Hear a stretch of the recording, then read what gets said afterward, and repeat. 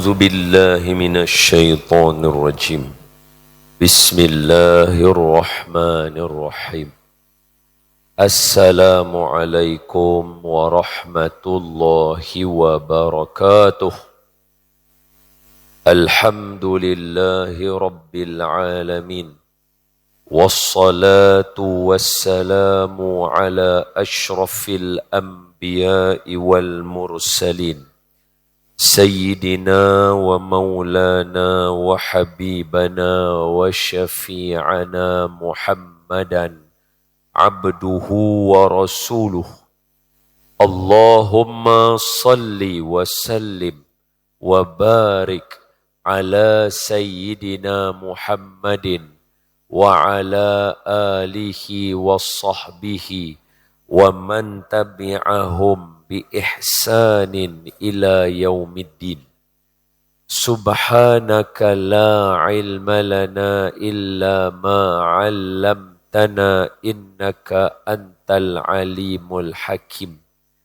رب اشرح لي صدري ويسر لي أمري واحلل عقدة من لساني يفقه قولي. أما بعد، فيا عباد الله اتقوا الله، أوصيكم وإياي بتقوى الله، فقد فاز المتقون. قال الله تعالى: أعوذ بالله من الشيطان الرجيم. يا أيها الذين آمنوا اتقوا الله حق تقاته ولا تموتن إلا وأنتم مسلمون. Sadaqallahul azim. Hai orang-orang yang beriman, bertakwalah kamu kepada Allah dengan sebenar-benar takwa, dan janganlah kamu mati melainkan kamu mati sebagai seorang Islam. Terima kasih kepada pihak Masjid Al-Bukhari kerana masih lagi memberi ruang dan peluang meneruskan pengajian hadis 40 Imam An-Nawawi, yang mana hari ini insya-Allah kita masuk hadis yang ke-19. Jadi sebelum kita mula dengan lebih jauh, marilah sama-sama kita mulakan majlis kita pada malam ini dengan kita membaca surah Al-Fatihah dan memohon pada Allah dan bertawassul dengan Al-Quran dan surah Al-Fatihah dan dengan segala amal soleh dan segala perbuatan yang kita buat malam ni. Niatkan dengan yang demikian itu, dihadiahkan pahalanya kepada junjungan Nabi kita Muhammad sallallahu alaihi wasallam, ahli keluarga baginda, isteri-isteri baginda, sahabat-sahabat baginda, dan sekalian kaum muslimin muslimat, mukminin mukminat. Dan niatkan juga agar dihadiahkan bacaan semua yang tadi itu dan amal soleh tadi itu kepada semua roh-roh almarhum yang pergi dahulu daripada kita, termasuklah semua yang mana yang diniatkan oleh tuan-tuan sendiri, termasuklah yang mengikuti kita di alam maya ni pun sama jugalah. Kita niatkan juga kepada sekalian kaum muslimin muslimat, dan khusus kepada anak-anak kita yang tengah menduduki peperiksaan esok, last day mereka periksa lah. Semoga bagi mereka berjaya, keputusan mereka elok, mereka baca soalan faham. Orang yang nak periksa kertas mereka tu, cikgu-cikgu semua pun lapang dada lah masa periksa kertas mereka nanti. Dan kepada anak-anak kita, semoga jadi anak-anak yang soleh, solehah, berakhlak dengan akhlak Rasulullah, dan ilmu ada seperti ilmu Rasulullah, dan semoga dipelihara hidup mereka. Allah bagi kebaikan pada mereka, anak-anak semua ni. Dan semoga yang mana yang sakit, Allah sembuhkan sakitnya. Yang mana yang dalam dilemanya, Allah temukan jalan keluarnya. Yang mana yang berhajat, Allah tunaikan hajatnya. Yang mana yang berhutang, Allah mudahkan melangsaikan hutangnya. Yang mana yang belajang, Allah bagi lapang dada, tenang hati, luas fikiran, tajam ingatan. Yang mana yang bujang, Allah temukan jodoh soleh-solehnya. Yang mana yang dah kahwin, Allah anugerahkan anaknya. Yang mana yang ada anak, anak-anak jadi anak-anak soleh, penyejuk mata kedua ibu bapanya. Yang mana yang Allah nak ambil nyawa, semoga Allah ambil nyawa dalam keadaan yang paling baik, dan Allah jangan ambil dalam keadaan yang paling tak baik. Dan yang mana yang berniaga di luar sana, yang mana yang berniaga, yang buat bisnes apa semua, Allah mudahkan urusan. Yang mana kerja, Allah mudahkan urusan. Yang mana yang berdagang, Allah bagi laku. Yang mana yang tak termasuk dalam niat kita ni yang kita sebut tu, tapi mereka buat perkara baik, semoga Allah terima. Dengan segala niat itu, bisirril Fatihah. A'udzu billahi minasy syaithanir rajim. Bismillahirrahmanirrahim. Alhamdulillahi rabbil alamin. Ar-Rahmanir-Rahim. Maliki yaumiddin. Iyyaka na'budu wa iyyaka nasta'in. Ihdinas siratal mustaqim. Siratal ladzina an'amta 'alaihim ghairil maghdubi 'alaihim waladdallin. Amin. Bismillahirrahmanirrahim. Allahumma aftah 'alaina hikmataka wanshur 'alaina min khazaini rahmatika ya arhamar rahimin. Allahumma nawwir qulubana binuri hidayatik kama nawwartal arda binuri syamsika abadan abada. Birahmatika ya arhamar rahimin walhamdulillahi rabbil alamin. Amin. Kita baca sikit satu buku yang baik ini, tajuk dia Amalan Pembuka Pintu Langit. Maksudnya amalan-amalan yang membuatkan pintu langit terbuka. Pintu langit terbuka ni maknanya doa makbul, hajat tunai, Allah redha, tu banyaklah. Buku ni ada di luar sana. Karangnya oleh Imam Muda Megat. Bagus buku ni. Jadi kita baca hadis yang pertama dulu sikit sebagai semangat untuk kita. Antara amalan yang membuka pintu langit, amalan yang pertama adalah berdoa di sepertiga malam. Terutamanya malam ni lah, Khamis malam Jumaat, doa mustajab. Nah, Imam Syafi'i sebut malam ni malam doa mustajab. Eloklah kalau kita baca selawat juga dulu sebagai pembuka. Lupalah lama tak baca selawat. Mari kita baca selawat lah malam Jumaat ni. Mari kita baca selawat Badar lah, senang. Allahumma salli wa sallim wa barik alaihi wa ala alihi sallallahu sallam alaihi. Salatullahi salamullah ala taha rasulillah. Salatullah salamullah ala yasin Habibillah. Salatullah salamullah ala yasin Habibillah. Tawassalna Bismillah wa bil hadi Rasulillah wa kulli mujahidin lillah bi alil badri ya Allah wa kulli mujahidin lillah bi alil badri ya Allah. Ya Allah semua. Salatullah salamullah ala Taha Rasulillah. Salatullah salamullah ala Yasin Habibillah. Salatullah salamullah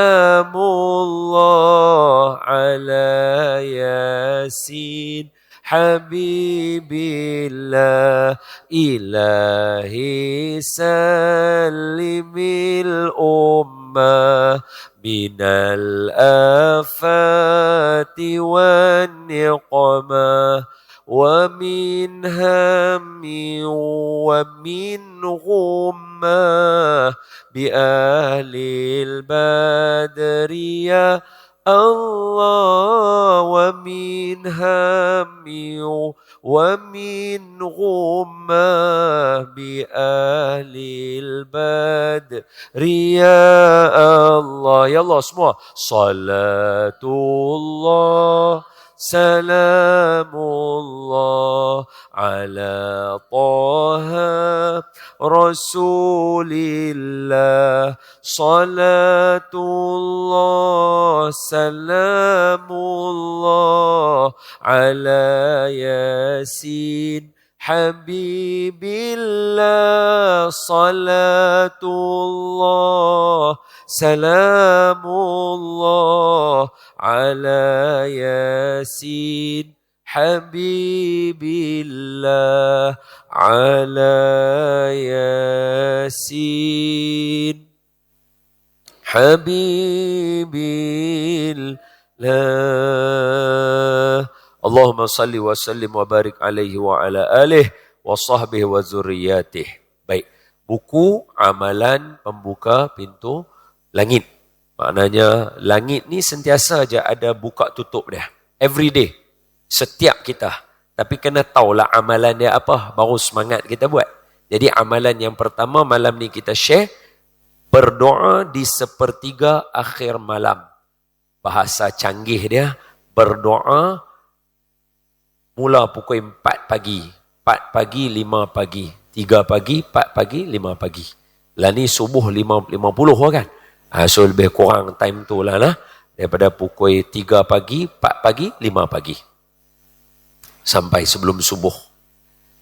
Sayyidina Abu Hurairah radhiyallahu anhu meriwayatkan bahawa baginda Nabi SAW bersabda, Yanzilu Rabbuna tabaraka wa ta'ala kulla laylatin ila sama'i dunya hina yabqa thuluthul laylil akhiru yaqulu man yad'uni fa astajiba lahu man yas'aluni fa u'tiyahu man yastaghfiruni fa aghfirahu lahu atau kama qala sadaqa Rasul sallallahu alaihi wasallam. Hadis Imam Bukhari dan Muslim muttafaqun alaih. Dengar elok-elok terjemahan dia. Sentiasa turun rahmat Allah. yakni Allah Ta'ala, rahmat Allah pada tiap-tiap malam ke langit dunia. Rahmat Allah turun ke langit dunia. Hadis ni pengarang bagi tahu dia sebab malam ni saya ambil kitab ni nak baca amalan saja. Kalau ikutkan pengarang dia, bila kita baca dengan pengarang dia, Imam Muda Megat, dia bertulislah, dia kata kenapa dia pilih hadis ni yang pertama. Salah satu dia untuk nak melawan fahaman-fahaman Wahabi yang mujassimah, yang kata Allah duduk kat langit. Oh tu hadis pertama dia bubuh yang ni. Dia ada tulis dalam ni. Lah ni kan orang semua duk lawan. Allah ada di langit apa. Haula wala quwata illa billah. Mengajilah dulu Quran, hadis, tafsir. Daripada duk mengaji Allah duk tang mana lah, langit lah apa duk mengajar orang. Disiplin ilmu bagi betul ya nah. Ni saya sebut kat tuan-tuan. Anak-anak kita lahir. Mereka ni lahir ni jadi daripada kita lah. Umur 6 tahun masuk universiti terus. Tak betul lah. Semua benda ada disiplin. Umur 15 tahun. Lani zaman lah. 15 tahun nak menikah terus. Bagilah ilmu menikah dulu. Kalau ia pun nak bagi dia kahwin. Tak kena. Disiplin dia tak cantik. Lain orang dulu lain. Sebab orang dulu zaman nenek kita. Kehidupan ni adalah universiti dia. Sebab zaman tu mana ada universiti banyak. Lah ni universiti dibentuk untuk memberikan ruang pembelajaran. Jadi hidup ni dia dah tak jadi lagi ke satu universiti yang luas untuk kita. Jadi dia akan mendukung anak-anak kita ni untuk jadi blur. Kalau tak pi universiti, tak pi sekolah, dia jadi blur. Betul ya? No? Dulu dah pi masjid pun cerdik. Zaman Datuk apa semua ni, naik kapal haji, pi haji balik pun alim. Zaman lah bukan. Jadi dia ada disiplin dia. Sama juga. Apa kita kata? Baru lahir, mesti belajar menerak. Lepas belajar menerak, belajar mengangkat pungkuk. Lepas belajar angkat pungkuk, merangkak. Lepas merangkak, berlari. Lepas berlari, berjalan balik macam biasa, pandai main bola. Mana boleh lahir keluar perut mak, main bola. Tak logik. Sebab apa? Semua benda ada disiplin. Jadi sama macam kita. Jangan ajak masyarakat benda yang tak ada disiplin. Tuan-tuan orang cerdik ni. Dalam kelas kita ni tak pernah kita kata tuan-tuan tak cerdik. Kita mengaji dalam bentuk menghormati pemikiran semua orang. Ni yang mana duk tengok saya ni. Tuan-tuan semua cerdik. Gunakan kecerdikan itu memahami kehidupan. Sebab itu anak-anak ni, pakcik pesan, uncle ustaz pesan ni, dengar ni, uncle ustaz pesan. Mak bapak suruh pergi sekolah, bukan semata-mata untuk nak jadi pandai. Sebab duduk kat rumah pun boleh pandai. Tapi pergi sekolah, belajar untuk selesaikan masalah. Belajar untuk berkawan. Belajar untuk tengok dunia ni. Satu kelas ada 30 orang. Belajar. Sebab apa? Hidup ni susah. Hidup ni susah. Benda ni tak boleh selesai selagi kita tak belajar dekat sekolah pandai-pandai elok-elok. Bukan pandai-pandai tu maksud jadi pandai tak. Belajar elok. Reti nak berkawan. Reti nak bercakap. Reti nak hormat orang. Reti nak hormat cikgu. Yang ni kena belajar. Kalau duduk rumah tak belajar pergi mana-mana, dia tak cerdik benda ni. Sebab tu orang suruh pergi sekolah, pergi belajar. Pasal apa? Nak belajar disiplin hidup. Ni semua ni pergi sekolah ni. Ni semua ni pergi sekolah ni, pergi belajar. Tara pergi belajar ni, duk ada jadual waktu. Tanya sikit, hari Sabtu Ahad, boleh buat jadual sendiri lah. Boleh disiplin ikut lah. Tara tu pun susah. Tara tu pun susah. Nampak? Jadi kita nasihat semua yang dengar, yang tengok, tolong ikut disiplin ilmu. Sebab itu, selain dari Asy'ariyah Maturidiyah, mazhab yang 4, dan Imam Al-Ghazali dan Imam Junaid Al-Baghdadi, dia punya disiplin ilmu dia kacau. Disiplin ilmu dia kekarut. Dan yang duk tengok ni, semua ni yang duk ada ni, semua boleh nilai benda tu. Boleh faham? Jadi saya ulang sekali lagi, tolong jangan belajar benda pelik-pelik, ikut disiplin ilmu satu-satu. Okay? So tajuk kita dia bagi Antara yang membuka pintu langit, amalan yang pertama ialah berdoa. Jadi kita bukan suruh bangun sembahyang malam ni. Tajuk ni, dia bukan suruh bangun sembahyang malam. Dia suruh berdoa aja.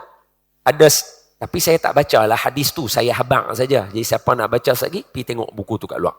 Dia ada hadis dia dekat sini. Siapa yang terjaga malam, lena-lena, jaga. Kejut. Mimpi kah, pergi kencing kah, pergi berak kah, bersenak perut kah apa, terjaga. Ataupun tidur-tidur, dia dah dekat ujung katil. Betul nak terjatuh, jaga. Ambil selimut. Ataupun sejuk, malam hujan, aircon buka, terjaga. Main nama terjaga saja. Jangan lupa baca doa ni. Dia ada bagi doa dia. Kita baca sikit. Apa? La ilaha illallah wahdahu la syarikalah. Lahul mulku wa lahul hamdu. Wa huwa ala kulli syai'in qadir. Alhamdulillah wa subhanallah. Wa la ilaha illallah. Wallahu akbar. Wa la hawla wa la quwwata illa billah. Summa qal. Kemudian sambung pula Nabi kita. Apa dia? Allahumma ghafirli. Ataupun Allahumma ghafirli, ya Allah ampunkan dosaku. Apa akan berlaku? Kata Nabi, dia akan dimustajabkan doa dia dan diberikan kepada dia apa dia? Maka sekiranya dia berwuduk dan menunaikan solat, bukan. Kerana Nabi meninggalkan pedoman, siapa yang jaga baca doa tersebut. Alangkah beruntungnya seorang yang ditakdirkan Allah terjaga malam, seolah-olah dia tu mengikut Allah hantar malaikat kejut dia tu, dia terjaga, dia baca doa tadi. Apa doa dia? Lagi sekali saya baca. Siapa nak rakam? Nak baca ni? Siapa yang terjaga malam, maka bacakan doa ini kerana berdoa di sepertiga malam itu dimustajabkan doa. Jadi apa doa dia? Kata Nabi SAW, hadis Imam Bukhari. Okey, tengok. La ilaha illallah wahdahu la syarika lah. Lahul mulku wa lahul hamdu. Wa huwa ala kulli syai'in qadir. Alhamdulillah wa subhanallah wa la ilaha illallah. Wallahu akbar.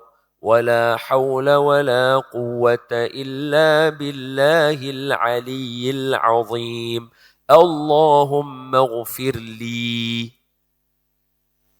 Allah akan ampunkan dosa dia.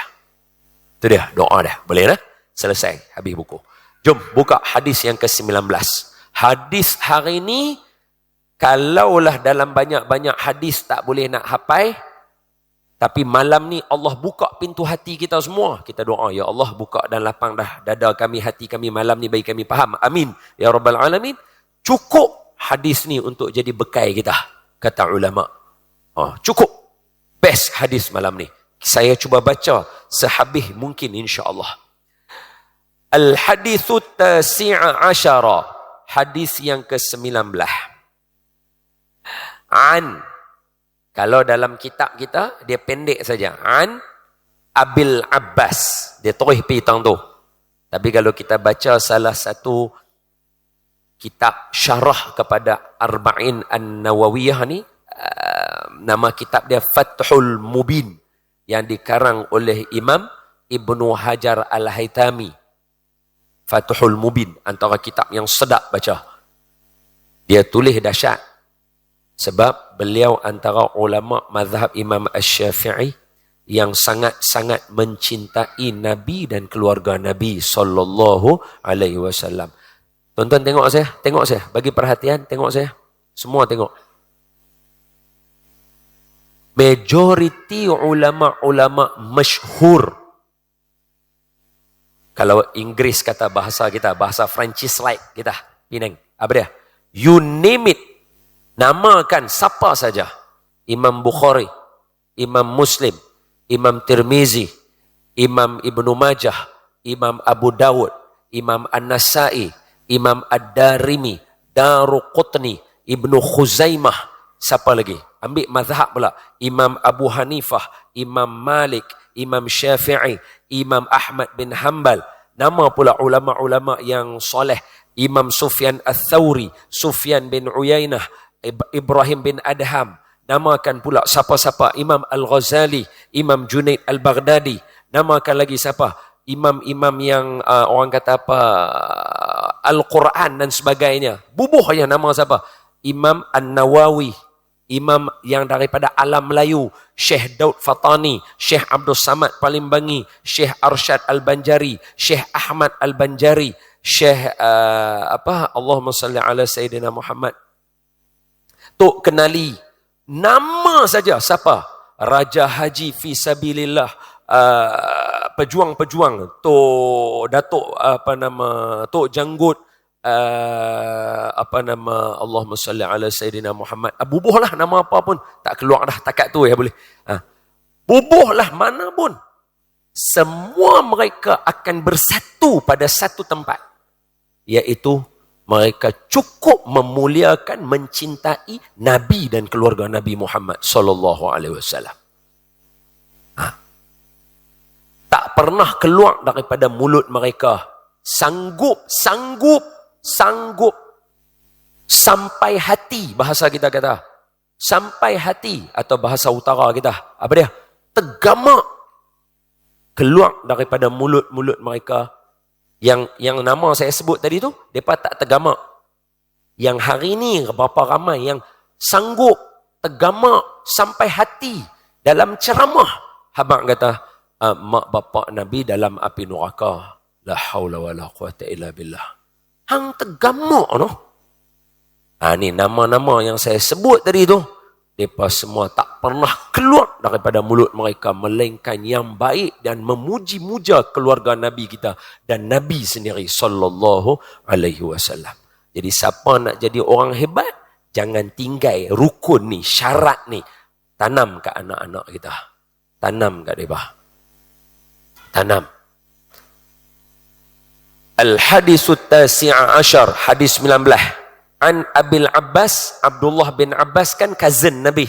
Abbas pakcik Nabi. Jadi bagi Imam Ibnu Hajar Al-Haytami, nak mula tu, dia tulis apa? Dia bubuh kurungan dulu. An, bubuh kurungan. Apa dia? Al-Hibrul Alim. Dia bagi gelaran. Dia letakkan gelaran-gelaran. Orang yang alim dalam ilmunya, orang yang saleh,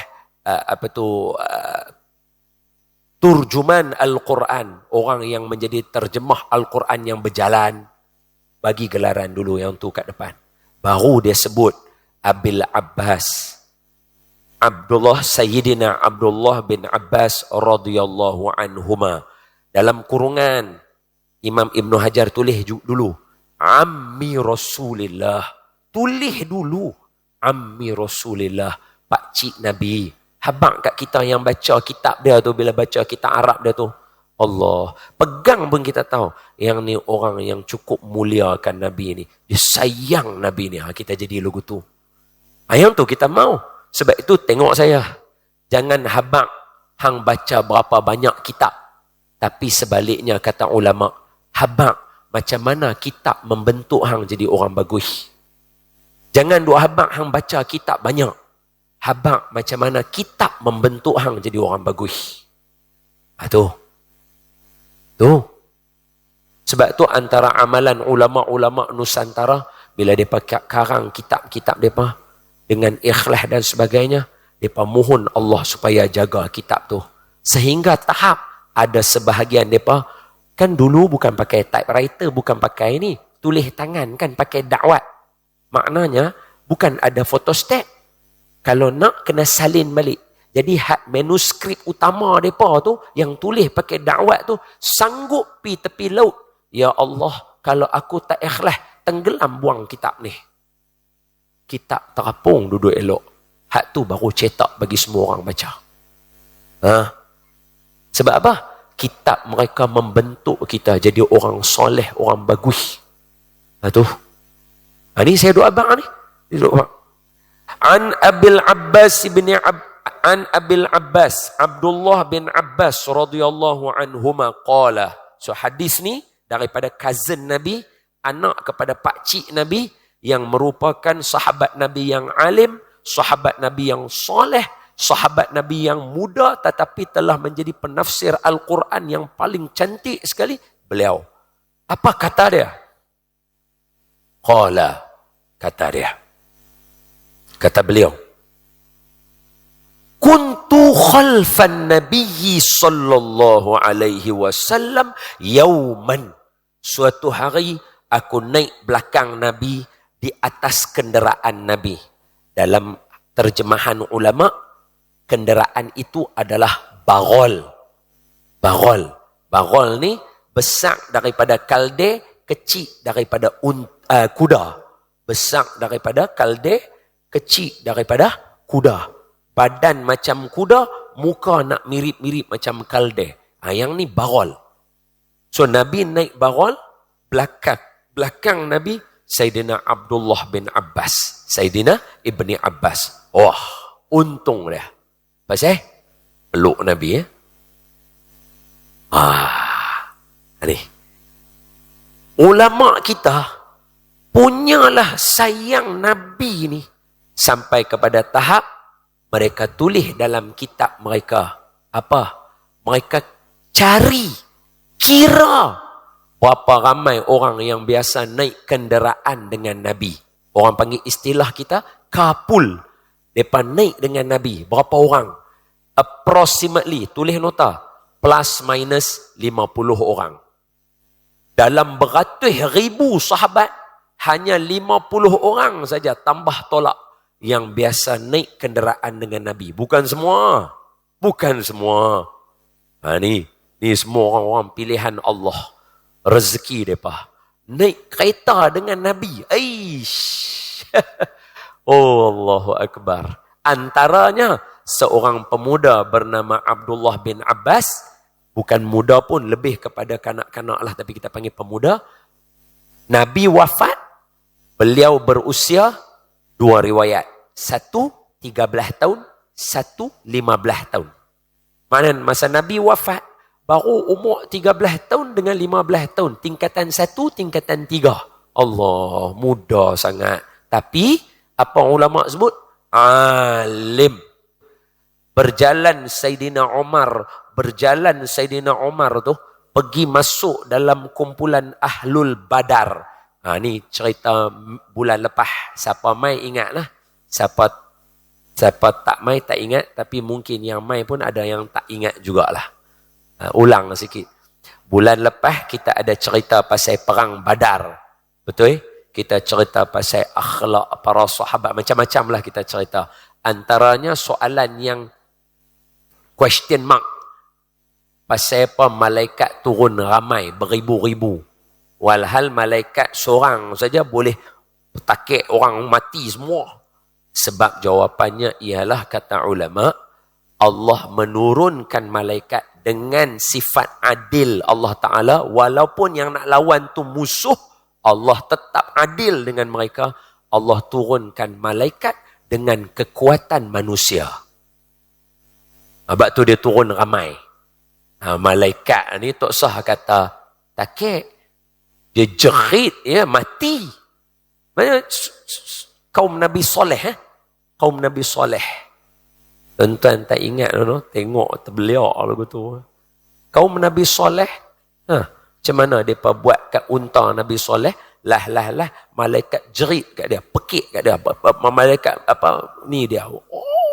Suara yang mai tu tak tahulah lagu mana kan. Kita tak tahu. Tapi bila kita jerit tu, jerit saja mati orang.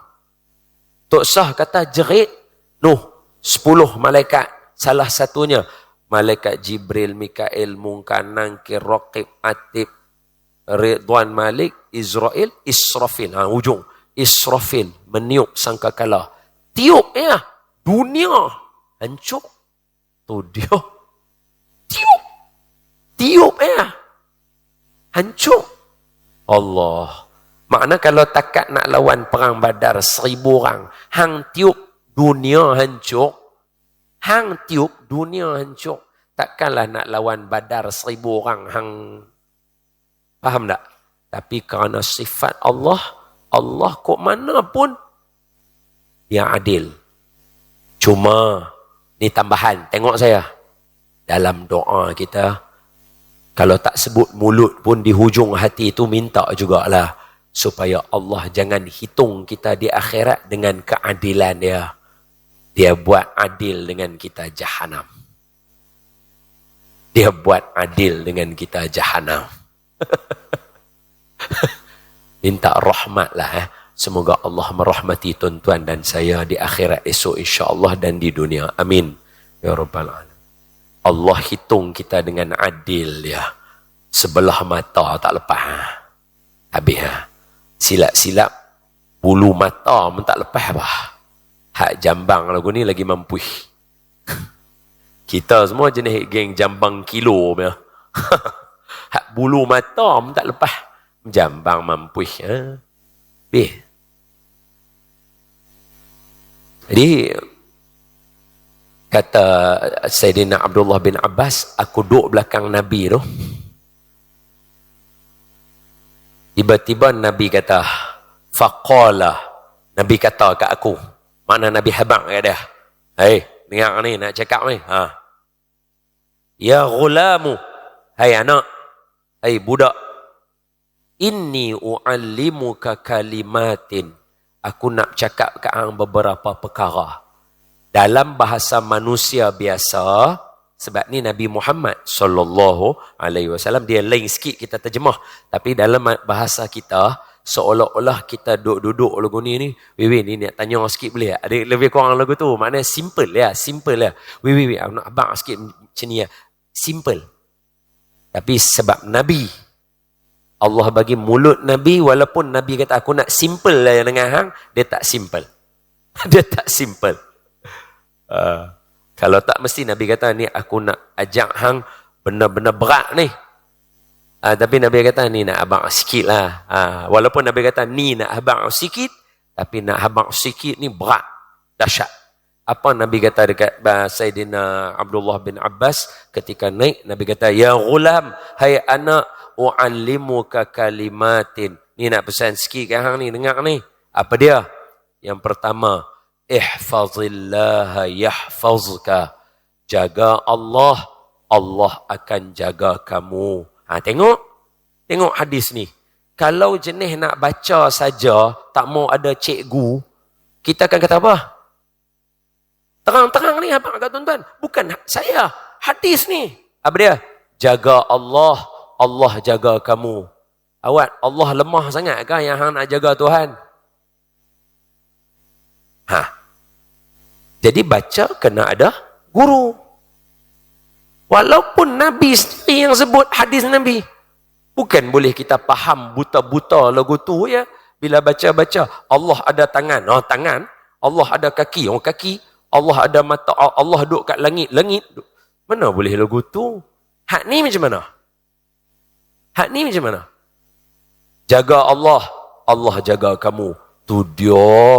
Lemah Allah sampai nak kena jaga dia. Apa maksud kat sini? Ni orang-orang biasa hak mana mai. Kita ni hak yang depa kata semua orang boleh semua orang boleh ikut sendiri ni nak tanya, hak jaga Allah ni nak jaga apa? Maka ulama mai kat kita bagi tahu, jaga Allah maknanya jaga hukum hakam Allah dan agama dia. Tu maksud dia. Sebab tu tengok saya. Tolonglah yang mana yang duk tengok ni yang mana saja ni habaq sikit saya. Ni hak mana netizen duk ada sini yang mana duk pakai fake account, berhentilah. Dosa duk kata ke orang hang sanggupkah jadi begitu rendah martabat hidup hang? Buat fake account banyak-banyak mengata ke orang, hang serendah tu ke hang punya hidup? Hak tu ke tujuan hidup hang? Tambah pula kalau hang yang mana yang jadi ni netizen ni, kalau hang tu pelajar universiti, serendah tu ke martabat hang? Depa nanti buat akaun banyak-banyak bangga boleh duk mengata ke orang. Hak ni manusia paling rendah sekali dalam hidup dia. Hidup hang untuk dicipta Allah untuk mengata orang. La ilaha illallah. Hang sanggup pilih hidup lagu tu noh. Tengok ni hak mana yang duk mengata ni, hak yang duk ada dalam ni. Jangan risau. Tiap-tiap hari kita cek ada aja. Kita nak habang kat depa ni siap-siap. Sebab apa? Kita sayang depa. Apa dia? Tengok. Nabi kata, kun, jadi kamu aliman, orang alim. Au muta'alliman, orang yang belajar ilmu. Au mustami'an, orang yang dengar ilmu. Au muhibban, cinta orang yang ada ilmu. Apa dia? Jadi kamu orang yang mengajar, alim, belajar, dengar, atau mencintai orang yang duduk dalam ni. Wala takun khamisan, jangan jadi hak 5. Baik, sekarang yang duduk mengata ni dalam ni, hampa duduk kumpulan mana? Hampa orang alim. Kalau hampa orang alim, hampa tak akan buat kerja ni punya. Sebab hampa tahu dalam kitab cerita apa. Hampa orang yang belajar ilmu. Hampa belajar ilmu apa sampai sanggup merendahkan diri hampa dan nilai harga diri. Yang ketiga, hampa dengar ilmu. Dengar apa untuk belajar kalau duk mengata ke orang? Hampa jadi orang yang mencinta. Tobatlah hum, yang tu bukan hampa. Habis hampa jadi yang mana? Nombor 5. Hampa sekarang tengah jadi orang yang Nabi kata jangan jadi. Hak tu hampa duk jadi. Ni. Jangan ada dalam ni duk buat perangai lagu tu. Minta jauh simpang daripada anak-anak kita. Pekerjaan apa ni? La ilaha illallah. Rendah martabat harga diri. Rugi hidup. Tu. Nabi habang apa? Nabi kata, jaga Allah. Allah jaga kamu. Jaga agama dia. Pegang teguh agama dia. Dan Nabi tak pernah janji siapa duduk dalam agama ni, semua duk main surau, duk main masjid ni, semua pegang agama kuat ni, ibu-ibu semua ni, Nabi tak pernah janji pun a bed of roses, katil yang penuh dengan bunga-bunga ros. Dah. Nabi kata siapa genggam agama akan genggam macam genggam bara api. Tengok saya. Sebab itu semua di sini antara benda yang ada dalam agama apa dia? Kita ambil poin simple aja. Jaga keluarga. Selalu saya sebut kat meja ni. Mesti saya sebut kat meja ni. Sebab apa? Kuliah kita kuliah keluarga. Kita adik-beradik. Kita beradik-beradik punya. 7, 8, 6. Kita semua beradik-beradik saja. Jadi kita pesan apa? Tengok saya. Tengok saya. Antara benda yang ada nilai dalam agama, antara benda yang Allah suruh kita jaga sebab jaga agama dia adalah jaga agama. Tengok saya. Azan masuk atau okey? Masuk dah apa? Azan? Terlepas dah. Tak abang. Hak ni pun galik ke? Duduk galik, duduk tengok. Lepas dah. Tak, kalau nak saya azan, saya boleh azan. Minta maaf, no? Minta maaf. Sekarang sudah pun masuk waktu semayang bagi negeri Pulau Pinang dan kawasan-kawasan yang sewaktu dengannya. Baik, selesai. Maafkan saya. Yang mana tadi? Antara benda dalam agama yang kena jaga adalah keluarga. Sebab tu tengok saya. Tengok saya.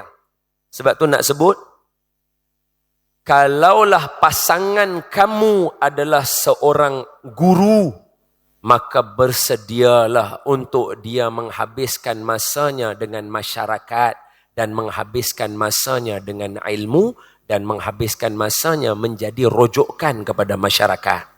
Kalau pasangan kamu adalah pekerja, yakni orang-orang yang bekerja biasa, bersedialah untuk menerima bahawa dia akan ada masa waktu pagi dia di pejabat, dia tak akan ada di rumah dan dia akan pulang dalam keadaan letih. Kena terima benda tu.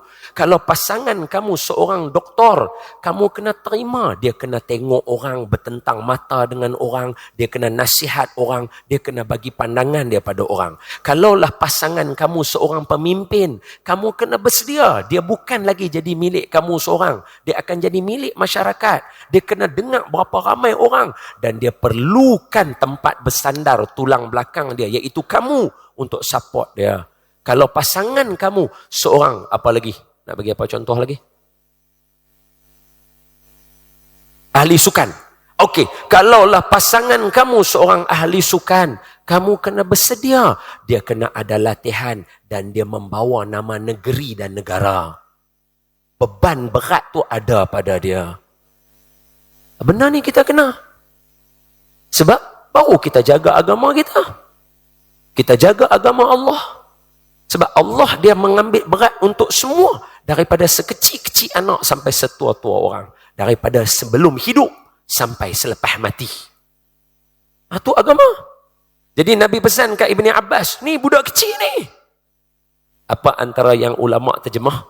Ulama' terjemah dengan anak-anak kita yang mana darjah 1, 2, 3, 4 ni, kita tak boleh cakap dengan dia bahasa budak-budak dah sangat. Jangan adik, darjah 1 dah. Duk adik apa lagi? Dia dah darjah 1, budak-budak macam hak duk berlari 2. Tadi tak apalah. Ni kita bercakap bahasa baby dengan dia. Hak mana tadika, hak mana yang dah naik besar dah. Kita kena cakap kat dia. Cik, semayang elok-elok. Kena cakap bahasa elok. Sebab apa?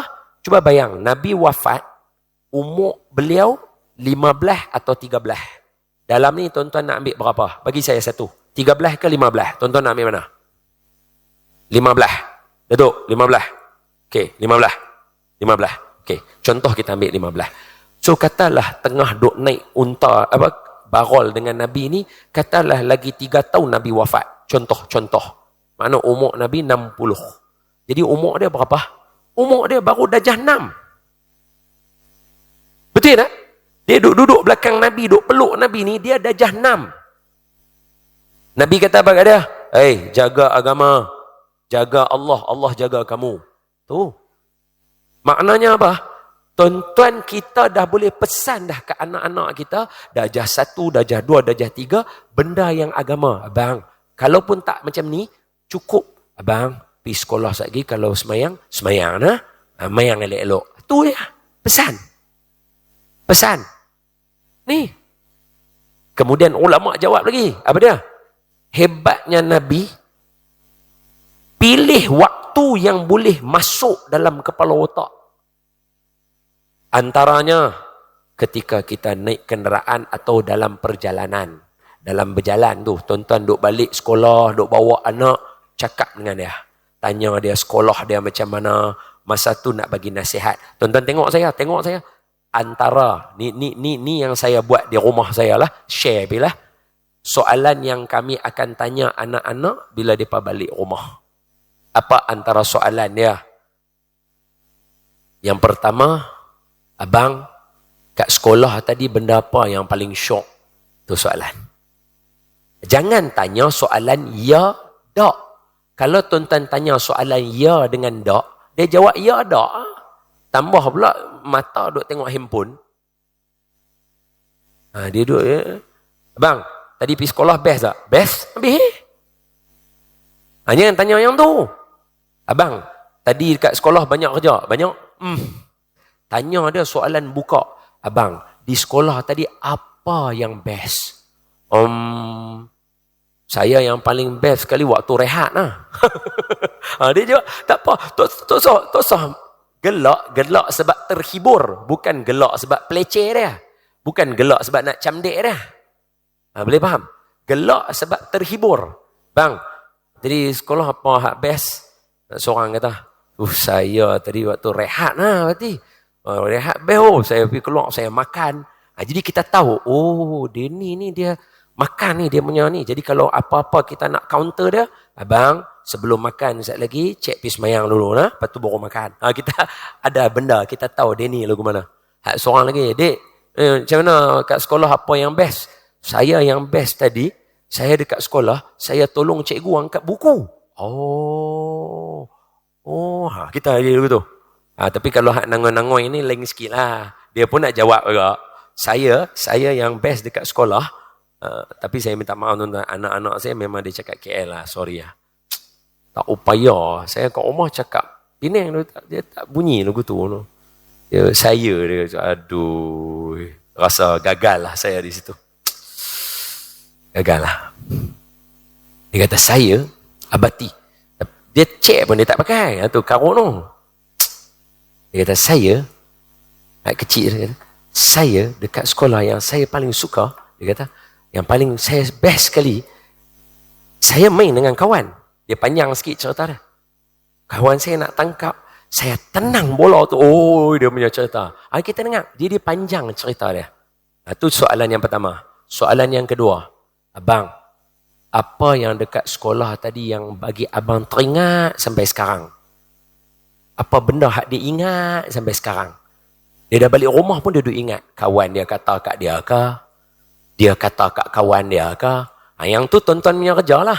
Problem solving lah. Kalau orang buat kat dia, macam mana tuan-tuan nak tambah jati diri dia sebab esok dia nak pergi sekolah. Kalau dia buat orang, macam mana esok dia nak pergi minta maaf ke orang? Tuan-tuan lah, kita sulam dia. Masa tu lah nak bagi cerita Rasulullah, sahabat ke apa. Jalan cerita tu. Mula dengan soalan dua tu. Lepas tu nanti dia panjang cerita. Tiap-tiap hari tanya soalan lagu tu. Sempoi. Dia punya cerita dah best. Pasal? Waktu duduk nak makan, lepas semayang, Assalamualaikum, Assalamualaikum. Semua tu time otak tengah jalan. Yang ni saya baca sikit lah dalam psikologi. Sebab apa? Nabi tengah naik kenderaan, cakap. Awak tak cakap masa turun. Patutnya kata Ibni Abbas, aku suatu hari naik kenderaan dengan Nabi. Aku turun, Nabi cakap kat aku. Awak dia tak kata lagu tu. Tengah duk naik, cakap. Maknanya ada momen-momen sunnah kita bercakap. Salah satu dia, hari ni kita belajar. Bercakap dengan anak dan keluarga dalam kenderaan sunnah Nabi. Settle. Sambung. Jaga Allah, Allah jaga kamu. Ihfazillaha tajidhu tujahaka. Yang ni perkataan ni dia bukan tujahaka tau, asal dia.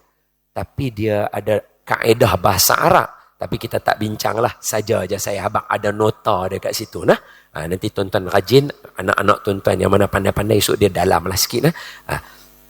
Ihfazillaha tajid tujahaka. Kamu jaga Allah, Allah akan ada depan kamu.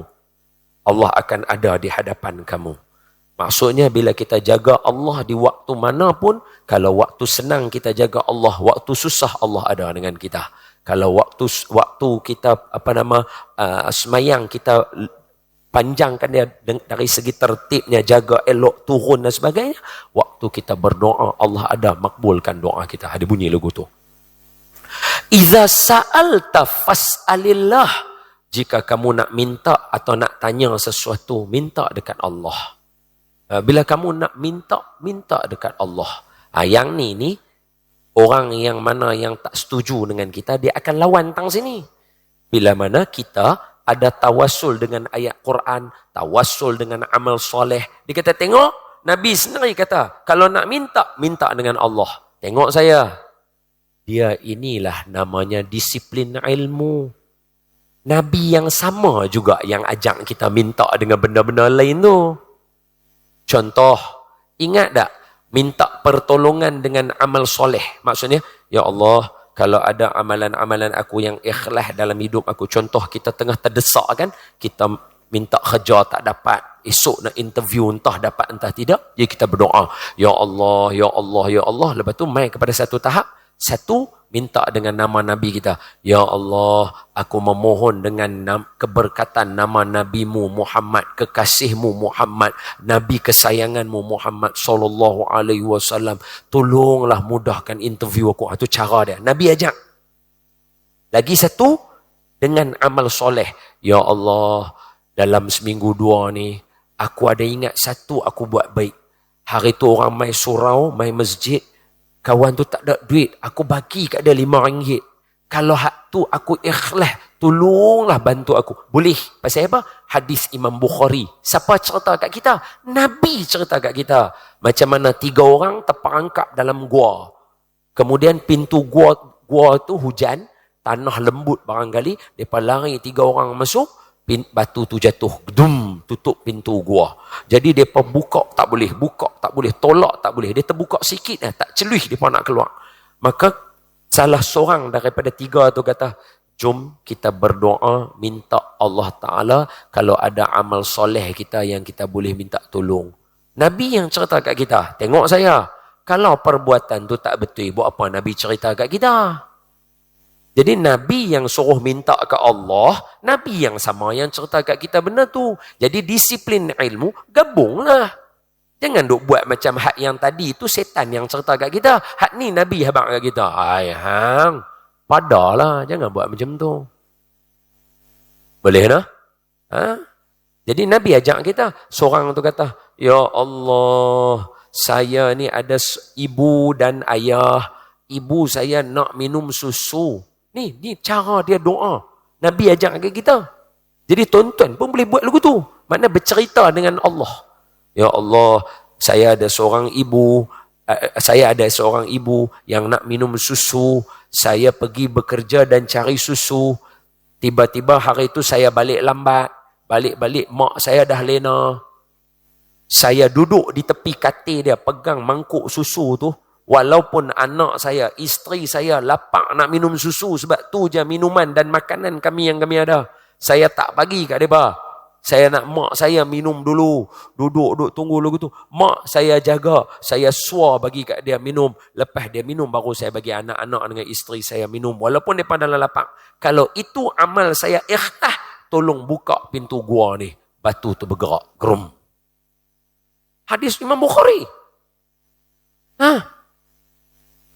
Orang kedua pula, ya Allah, saya ni ada seorang sepupu saya berkenan dekat dia.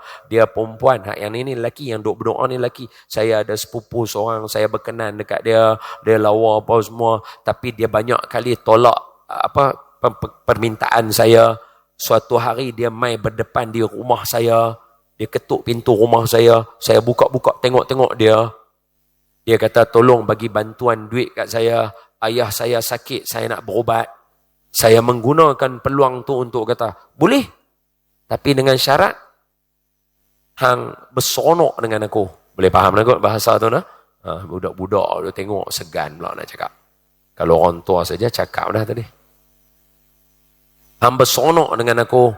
Maka perempuan tu pun pikir tak lepas. Bapak punya pasal, tak apa. Masuk dalam rumah dia. Londeh habis. Baring. Ketika aku, ni doa dia ni. Ketika aku berada di antara dua kaki dia. Perempuan tu kata kat aku. Cousin aku kata kat aku. Hang tak takut dengan Tuhan kah? Aku tersentak, ya Allah. Aku mangkit, pakai baju, solom baju, ambil duit, bagi kat dia. Suruh pergi balik, pergi berubat bapak dia. Aku taubat. Kalau betul aku bangkit tu ikhlas kerana takut dengan kamu, tolong gerakkan pintu gua ni. Batu tu bergerak, gerum, tapi tak boleh keluar lagi. Orang ketiga pula. Nampak? Depa minta dengan amal soleh. Saya yakin tuan-tuan ada amal-amal soleh tuan-tuan yang tuan-tuan ikhlas buat. Tapi biasanya dia yang kecil-kecil. Hak kecil-kecil yang tak perasan tu ikhlas. Kita lah. Tuan-tuan janganlah anggap kita ni terror sangat. Zaman dulu Imam Syafi'i letak dekat kita semayang Jumaat 40 orang. Betul kan? Kan kita yang mazhab Imam Syafi'i 40 orang kan semayang Jumaat kan? Pasal apa Imam Syafi'i letak 40 orang semayang Jumaat? Pasal apa? Sebab kata Imam Syafi'i berdasarkan pandangan beliau yang alim tentang firasat manusia ni. Kan Imam Syafi'i kan dia ada kitab firasat dan sebagainya. Dia ada cerita kan tentang. Imam Syafi'i kata, dalam 40 orang, akan ada orang soleh seorang. Tapi zaman kita lah, 1000 pun belum tentu ada seorang soleh. Kita kena terima. Susah. Tapi Imam Syafi'i punya pandangan, memang itulah panduan kita. Sebab tu kita pun masih kekal 40 tadi tu kan. Sebab mengharapkan ada orang soleh. Jadi saya yakin, tengok, tuan-tuan ada amal-amal soleh, ibu-ibu, masak, mesti ikhlas. Buat ni, mesti ikhlas. Basuh baju ke ikhlas. Ataupun pergi kerja, ikhlas. Tu boleh doa. Orang ketiga, ya Allah, saya ada pekerja, dia tak ambil duit dia. Hari akhir dia gaji tu, dia tak ambil, dia berhenti kerja toy. Jadi gaji dia ada kat saya. Saya ambil gaji dia, saya laburkan. Maksudnya, saya beli kambing. Kambing yang saya beli ni mengawan bertambah. Banyak. Sampai penuh satu bukit. Kan macam kita tengok bila orang buat haji kan, di padang Arafah tu kan, dekat Jabal Rahmah tu kan, penuh kain putih itu kan. Sebab apa? Orang duduk, sepenuh bukit. Bayangkan kambing sepenuh bukit. Dia banyak lagu tu. Daripada duit dia tadi tu, mungkin dia beli 3-4 ekor kan. Tiba-tiba, suatu hari lelaki tu mai jumpa saya balik. Dia kata, bos, saya nak mai ambil duit saya balik. Kawan ni pun padah. Saya kata dekat dia, nampak tak sebukit penuh kambing tu? Itulah duit kamu. Ambil semua. Dia kata kat saya, bos jangan main-main dengan saya. Bos dia kata, betul, duit hang aku labur, dapat banyak tu. Tu duit hang, ambil semua. Kalaulah saya ikhlas bagi kat dia tu, tolong gerakkan batu ni. Batu tu bergerak. Brum. Keluar daripada tiga-tiga. Sebab apa?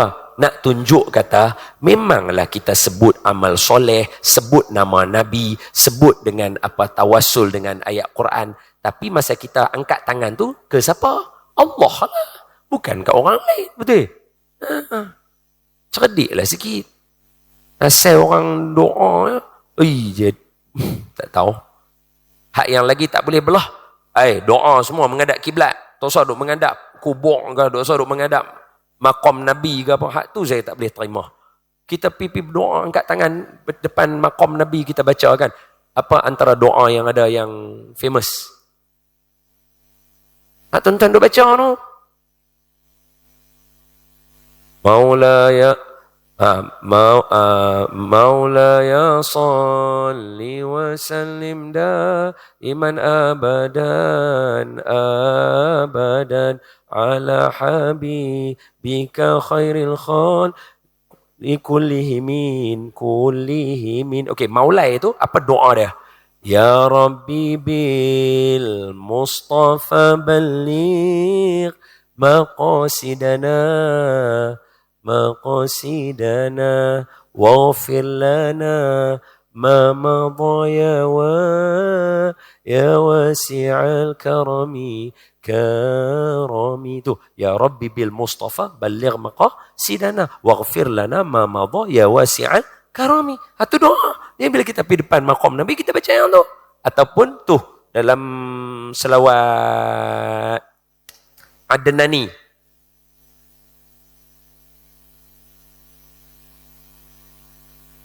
قد سان في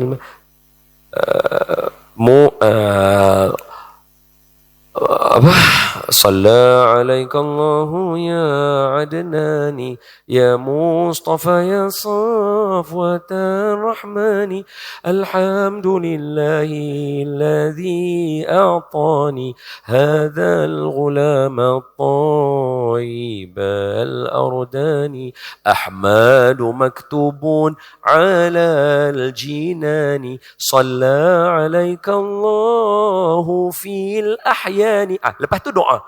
Ya Rabbana bil Mustafa al-Adnani ighfir zunubi thumma aslih syani. Ya Allah, dengan keberkatan Nabi Muhammad, ampunkan dosa kami, perbaiki kehidupan kami. Doa. Jadi bila kita pergi depan maqam Nabi, kita baca lah yang tu.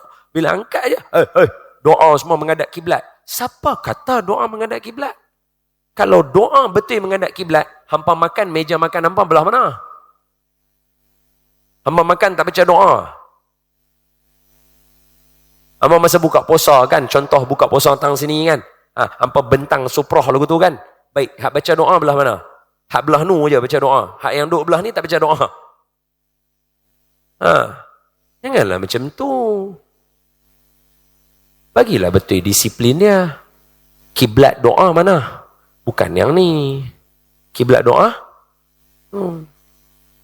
Itu kiblat dia. Nabi ajak kita. Nabi angkat tangan. Kan masa Nabi nak minta hujan, betul? Betul? Perang Badar. Nampak ketiak putih. Takkan buat lagu tu pula? Tak betul tak? Saya duk ajak tuan-tuan disiplin dia. Mestilah kena buat satu-satu. Mestilah macam tu Nabi doa. Ya salam. Lah, 8.45 lah. Macam mana Iza sa'alta fas'alillah. kalau kamu nak minta, minta dengan Allah. Wa izasta'anta fasta'in billah. Kalau nak minta pertolongan, minta dengan Allah. Wa'lam. Ni dengar ni kita semua. Ni nasihat untuk kita. Jangan takut untuk nak buat baik. Apa dia? Wa'lam. Ketahuilah bahawa annal ummata, sesungguhnya seluruh umat, lawijtama'at, kalau mereka berkumpul sekalipun, ala an yanfa'uka bisyai'in, untuk bagi kamu kebaikan. Semua orang satu dunia puji kita. Lam yanfa'uka illa bisyai'in qad katabahu Allahu laka. Tak akan apa manfaat kecuali yang Allah tulis kat kamu saja. Kalau sikit-sikit saja, walaupun satu dunia berkumpul kata hang bagus, hang tetap tak akan dapat apa yang hang dapat daripada semua orang kalau Allah tulis kat hang sikit dia. Sambung. Wa inijtama'u ala salah. Wa inijtama'u ala an yadurruka bisyai'in, kalau ada depa berkumpul satu dunia umat ni angkat sepanduk Muhammad jahat, Muhammad, lam yadurruka illa bisyai'in qad katabahu Allahu alaika, tak akan mudarat kepada kamu apa yang Allah tulis. Sebab tu kita nak habaq kat semua yang ada ni, apa jadi kat saya, apa jadi kat tuan-tuan, bukan kerana hampa, tapi benda tu Allah tulis untuk aku. Apa berlaku kat aku akan menambahkan iman aku kepada Tuhan, bukan takut aku kepada hamba. Sama macam tuan-tuan juga. Apa jadi pada tuan-tuan akan menambahkan keimanan tuan-tuan pada Tuhan, kepada Allah, bukan kepada apa yang orang buat dekat kita. Hampa puji aku macam mana pun, aku tetap akan kembali pada Tuhan aku. Aku tak akan jadi hamba dekat hamba. Hampa hina aku macam mana pun, aku akan tetap kembali kepada Tuhan aku, sebab aku tahu dia yang kata aku jadi benda tu. Aku tak akan sikit pun takut dan gerun dengan hamba. Aduh. Sebab tu para sahabat, siapa nak mai? Rom, Parsi, tarik logo tu ya. Pasal apa? Dia punya dengan Tuhan. Ngam. Sebab tu kata ulama, tengok saya, antara kekuatan para sahabat berbanding kita, hubungan mereka dengan penduduk langit kuat. Mereka buatlah apa pun, langit turun yang mesti mai. Perang, doa, semayang, syat. Tak apa, kita cuba menelusuri mereka, insya-Allah. Amin. Rufi'atil aqlam wa jaffatis suhuf, pena sudah pun terangkat dan suhuf pun sempurna dah tertulis apa yang jadi dekat kita. Maka belajarlah untuk terima qada dan qadar. Ini nasihat daripada satu orang yang ditimpa musibah, memberi nasihat pada tuan-tuan yang akan ditimpa musibah. Belajar terima qada qadar, belajar untuk dengar dan tahu apa benda sebenarnya. Jangan takut. Jangan takut. Jangan takut. Kita akan menangis. Bagus. Sebab bila lagi kita nak menangis. Kita akan sedih. Bagus. Baru kita teringat dekat Nabi kita. Kita akan rasa tak berguna diri ni. Bagus. Sebab apa? Memang hang asal daripada ayam mani. Jatuh ke tanah. Itik tak sudu. Ayam tak patuk. Pasal apa hang nak rasa sonok sangat? Allah bagi hang rasa balik diri hang yang sebenar. Clear. Jadi macam-macam. Tak tahu buat apa. Tuhan suka yang tu. Tuhan kata, kalau yang dalam TikTok tu yang tu yang tu. Meme tu dia pakai. Meme tu. Tuhan, dia ni yang aku suka ni. Tuhan, tolong aku. Yang ni, hak ni yang aku suka ni. Hak ni yang aku suka. Sebab apa? Sebab biar dalam hidup kita Allah tulis ada momen kita tadah, Tuhan, aku tahu hang. Aku tahu hang. Apa jadi kat aku pun aku tahu hang yang bagi. Lihat. Dahsyat. Hadis ni power. Wa qala hadis hasanun sahih, hadis rawahu Tirmizi, hadis Imam At-Tirmizi. Wa fi riwayatin, yang ni nak faham kepada hadis tadi, dia ada satu lagi riwayat dia. Laju je kita baca. Wa fi riwayatin ghairi Tirmizi, daripada selain daripada Imam Tirmizi, ihfazillah tajidhu amamaka. Jaga Allah, Allah ada depan kamu. Ta'arrafa ilallahi firrakha'in, kamu mengingati Allah di waktu senang. Ya'rifka fi syiddati, Allah akan ingat kamu di waktu kamu susah. Wa'lam anna ma akhta'aka lam yakun liyusibaka wa ma asabaka lam yakun liyukhti'aka. Apa dia? Dan ketahuilah sesungguhnya kemenangan itu Dan ketahuilah sesungguhnya apa yang tidak ditakdirkan kepada kamu, tidaklah ia akan mengena kepada kamu. Apa yang telah ditakdirkan kepada kamu, buatlah macam mana pun dia tetap akan kena kepada kamu. Tengok saya, Ustaz. Sikit saja. Ini orang lama-lama ada ramai dalam ni. Orang tua ramai dalam ni. Apa dia?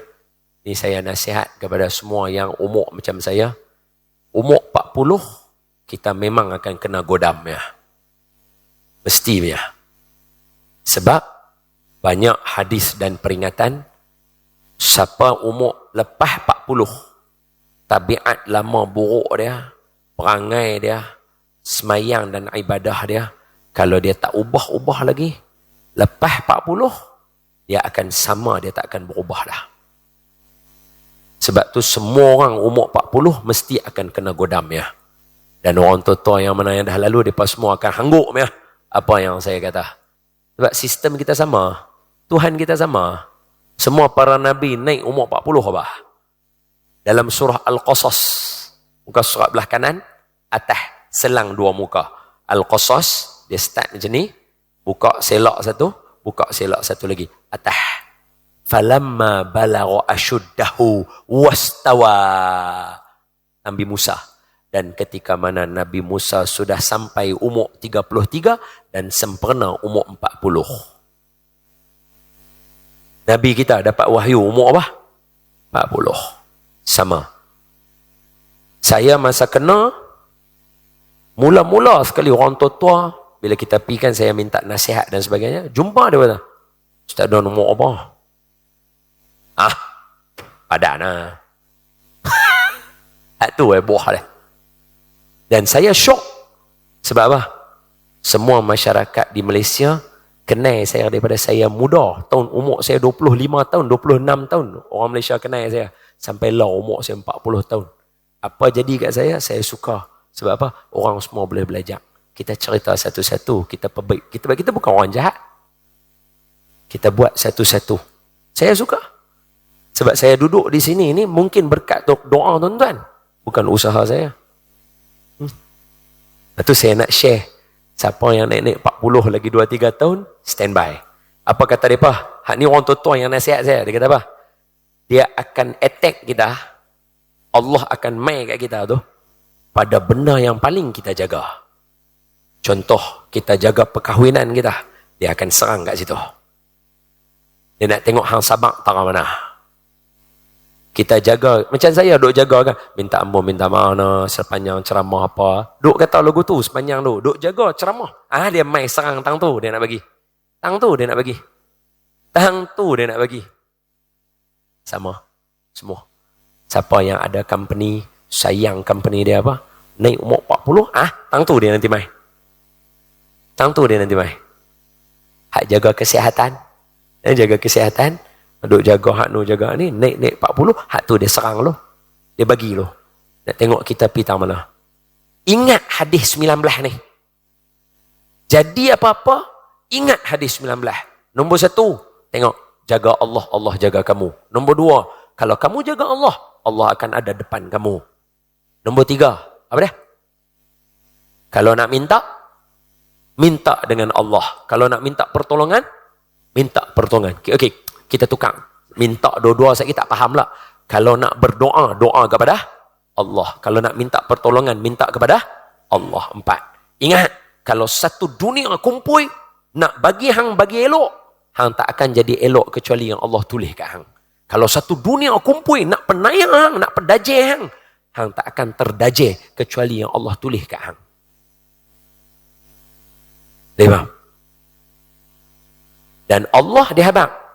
Aku kalau hampa ikut road aku, hampa tak akan sia-sia. Aku sedia ganjaran. Fa inna ma'al usrin yusra. Inna ma'al usrin 2 kali. Jumpa pula orang tua lain. Dia berkata apa? Teruk Ustaz Don. Teruk. Betul, teruk betul. Betul. Kalau betul teruk, bersedia. Benda baik besar akan mai. Time tu nak tengok pula. Syukur ke, belagak ke, riak ke, juah ke. Sama. Okay. Wallahu a'lam. Balik. Senang. Ngaji je ni senang. Dia bagi kehidupan kat kita. Pasal apa? Ni Nabi kita. Bukan orang biasa. Kekasih Allah. Langit ni semua. Buat ni apa semua. Sebab dia. Mesti. Kita akan dapat manfaat. Jaga dia baik-baik. Tuan-tuan. Semoga Allah pelihara. Minggu depan. Hadis pendek lah. Aduh. Pendek lah. Hari ni punya panjang. Esok pendek lah. Bulan depan lah. InsyaAllah. Yang baik daripada Allah, yang lemah daripada saya. Semoga tuan-tuan dapat manfaat. Saya lah terutamanya, telinga ni yang paling dekat. Jom kita tutup dengan baca selawat Adnani sama-sama. Terima kasih sekali lagi. Sonok bersama tuan-tuan. Sonok saya tengok anak-anak lari tadi. Teringat masa kami kecil-kecil tu, tengok duk lena tu. Kami lagu tu. Sebab dulu, masa umur tahun 1996, 1993, kami kecil lagi, bapa pengajian tak banyak. Jadi kalau nak mengaji dengan tok guru, dia kena mengaji lama. Pukul 1 pagi, 12 malam baru balik. Kita bukan steady. Kita mai duduk dengan mereka, mengayah kita. Sekali lagi kita lena. Ayah kita mengaji. Pukul 12 dia dukung, baru balik. Macam itulah kami. Bila kecil. Tu sonok tengok Allah. Tengok duduk belakang. Ish, teringat lah. Tapi anak tuan-tuan tertib lagi lah daripada kami. Wallahualam. Assalamualaikum warahmatullahi wabarakatuh.